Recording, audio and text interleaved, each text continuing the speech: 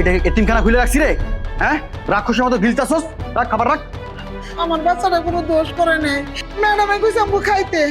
কি ব্যাপার, তুমি ওদের সাথে এমন করছো কেন? আমি ওদেরকে এগুলো খেতে বলেছি। স্যার এসে আমগুলোকে অনেক খারাপ ব্যবহার করতেছে, ওর হাতে থেকে সব খাবার কাইরে নিয়ে গেছে।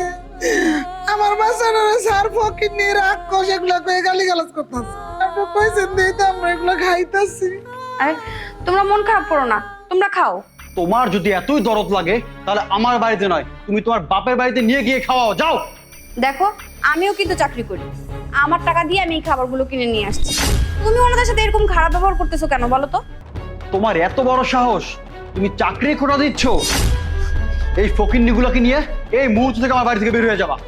ঠিক আছে, যেই ঘরে মানবতার জায়গা নেই আর অসহায় মানুষকে আমি খেতে বলেছি দেখে তুমি আমাকে বাড়ি থেকে বের হয়ে যেতে বলেছো।